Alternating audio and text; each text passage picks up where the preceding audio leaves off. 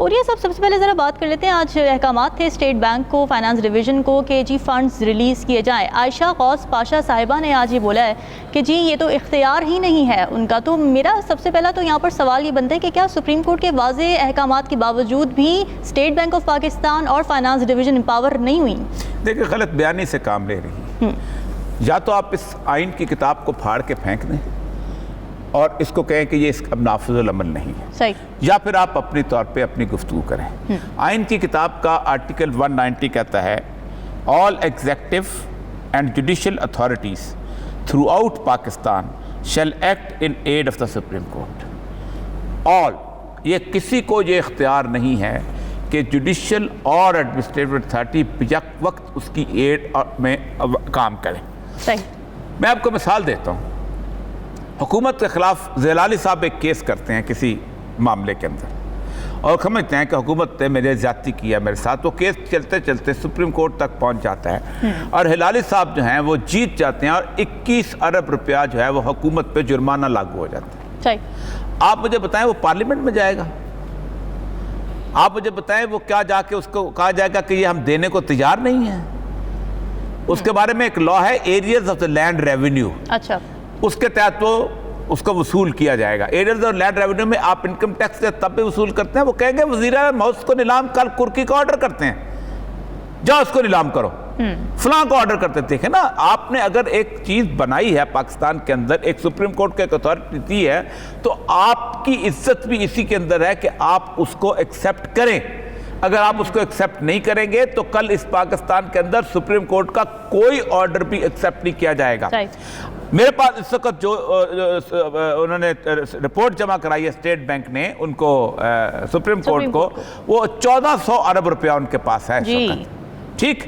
1400 ارب روپے میں سے 21 ارب روپیہ انہوں نے کہا کہ آپ اس طرف کر۔ آپ مجھے صرف یہ بتائیے، بینکنگ کورٹ میں میں ایک کیس جیتتا ہوں، اور بینکنگ کورٹ جو ہے اس کے تحت، کیونکہ بینک کہتے ہیں کہ مجھے اسٹیٹ بینک نے کہا تھا کہ اس بندے کے پیسے ادا نہ کیے جائیں، ٹھیک ہے، اور مجھے 21 ارب روپے کا جو ہے مجھے کرکی کا نوٹس مل جاتا ہے، تو کیا اسٹیٹ بینک پارلیمنٹ سے پوچھے گا کہ یہ میں دوں؟ کیا امپلیمنٹیبل ہوتا ہے فوری طور پہ، کسی سے نہیں پوچھا جاتا۔ ہائی کورٹ، سپریم کورٹ اپنا بیلف بیچتا ہے، جا کے تجوری توڑو اور نکال کے اس بندے کے پیسے دو، یہاں تک اختیار حاصل ہے۔ وفاقی حکومت کا اکاؤنٹ یوز ہو سکتا ہے یعنی نہیں؟ سپریم، میں بتاؤں آپ کو مسئلہ سارا یہ ہے کہ یہ اس وقت ایک بہت غلط کام کر رہے ہیں، اور یہ ایسا غلط کام کر رہے ہیں کہ جو پاکستان کی جوڈیشل ہسٹری کے اندر بھی مسائل بنے گا اور اس کے اندر بھی ایک کر رہے ہیں کہ انہوں نے ایک کمیٹی سے کہا ہے کہ ہم اپروو کر دیتے ہیں، یعنی کیبنٹ تو نکل گئی، پھر اس کے بعد دیں گے وہ پارلیمنٹ کو۔ پارلیمنٹ جب آئے گی تو کہیں گے جی پارلیمنٹ کہتی ہے ہم نہیں دیں گے۔ اس کا مطلب یہ ہے کہ اگر سپریم کورٹ نے گھر بھیجنا ہے تو پارلیمنٹ کو بھیجے۔ تو میرا خیال ہے کہ سپریم کورٹ کو ایسی پارلیمنٹ کو بھیج دینا چاہیے تاکہ ایک دفعہ دودھ اور دودھ پانی کا پانی ہو جائے کہ اس پاکستان کے اندر رول آف لا کیا چیز ہے۔ اور دیکھیں نا، 400 لوگ بھی اگر مل کے یہ سمجھیں کہ اس پاکستان کے اندر اگلے 4 سال تک الیکشن نہیں ہونے تو کیا وہ ہو جائیں، کیا وہ ٹھیک ہے؟ دیکھیں نا، یہ تو فائنینشل بل ہے نا، سپریم اختیار ہے نا ان کو بل پاس کرنے کا، وہ بل پاس کرتے ہیں سادہ اکثریت سے کہ 90 دن نہیں 900 دن کے بعد الیکشن ہوں گے۔ تو کیا یہ واقعی جائز ہے؟ آئین کے ماتحت ہیں تمام تر پاکستان کی تمام تر تینوں کارنر جتنے بھی ہیں، عدلیہ بھی، مقننہ بھی اور وہ بھی۔ صرف ایک ملک، اس دن بھی بتایا تھا، صرف برطانیہ جو ہے اس کے بارے میں کہا جاتا ہے کہ پارلیمنٹ سپریم ہے کیونکہ وہاں ریٹن کانسٹیٹیوشن نہیں ہے۔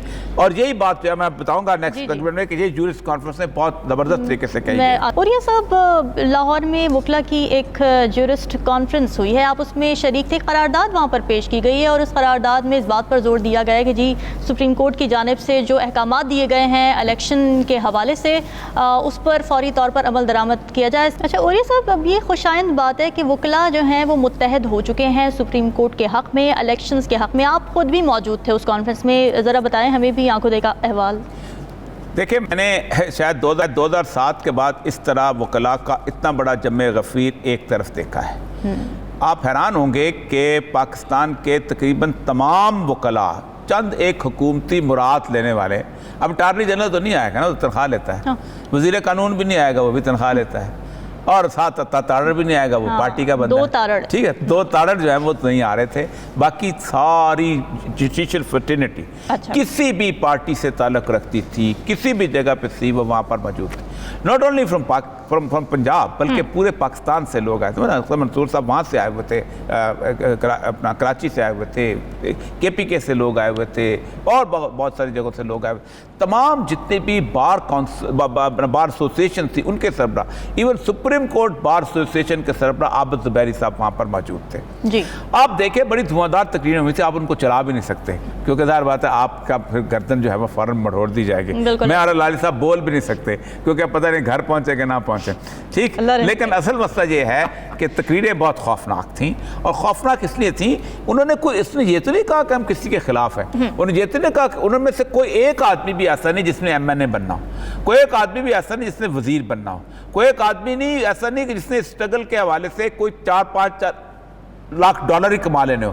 انہوں نے کہا یہ ہے آئین کی کتاب, اس کا تحفظ نہیں ہے تو پھر پاکستان میں کسی چیز کا کوئی تحفظ نہیں ہے. اور اس آئین کے اندر 2 چیزیں لکھی ہوئی ہیں. ایک تو یہ ہے کہ جب اسمبلی ڈیزالو ہو جاتی ہے تو پھر اس کے الیکشنز ہونے ہیں.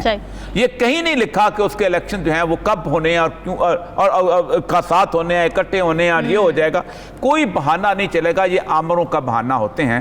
جو اس کے بعد خاص طور پہ ضیاء الحق کو یاد کیا گیا کہ ضیاء الحق نے کہا ہم الیکشن کرائیں گے, لیکن ہم سوچ رہے ہیں کہ الیکشن جو ہیں اس وقت کرائیں جب اس کے مثبت نتائج, پازیٹیو ریزلٹس نکلیں. تو انہوں نے کہا یہ پازیٹیو ریزلٹس نکالنے کی جو صورتحال ہے, اس میں آپ ملک کو تباہ و برباد کر رہے ہیں. دوسری بات جو ہے اس کے اندر سب سے اہم بات, جو کہ میں آج یہاں پر لالی صاحب بھی انشاءاللہ اس پہ ڈسکس کریں گے, کہ اس کے اندر انہوں نے جو آئین کی ایک بنیادی چیز جو بتائی ہے اس کے اندر یہ ہے کہ ساورینٹی گوز ٹو اللہ سبحانہ و تعالیٰ. اس کائنات کی مالکیت اللہ کی ہے, لیکن اس کو انشرائن کرتی ہے تھرو پیپل آف پاکستان. دیکھیں ایک بات جو انہوں نے بہت اہم طریقے سے بتائی, وہ پاکستان کے اس آئین کا پہلا فقرہ ہے. Whereas sovereignty over the entire universe belongs to Almighty Allah alone, and the authority to be exercised by the people of Pakistan within the limit prescribed by him in a sacred trust. یہ sacred trust جو ہے یہ people of Pakistan کو ہے, شہباز شریف کو, نواز شریف کو, زرداری کو اور عمران خان کو نہیں ہے. اور پیپل آف پاکستان کا مطلب یہ ہے کہ آپ الیکشن کروائیں. اس کا مطلب یہ ہے کہ اگر 90 دن کے اندر آپ الیکشن نہیں کراتے تو آپ آئین کے پہلی اوپننگ سینٹنس سے انکار کر رہے ہیں, اور آپ جب انکار کرتے ہیں تو اس کا مطلب ہے کہ آپ نے آئین کو ردی کی ٹوکری میں پھینک دیا ہے. تو یہاں پر اصل میں اصل اختیار جو ہے, اصل سپریم طاقت جو ہے وہ پاکستان کی, وہ پیپل آف پاکستان ہے. اب آپ کیئر ٹیکر سے آپ اس ملک کو چلا رہے ہیں.